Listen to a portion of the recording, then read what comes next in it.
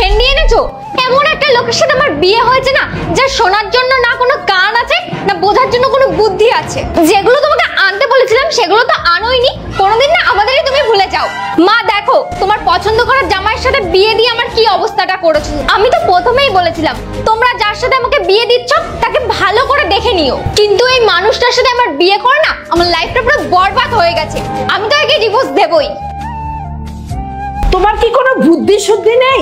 আরে আমার মেয়েটা কত কষ্ট পাচ্ছে বলো তো। আর আমি তোমার মতো ছেলেকে পছন্দ করেছিলাম।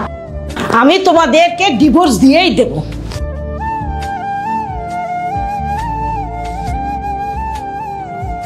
কোয়েল, কোয়েল, কি হলো, চিৎকার করছো কেন?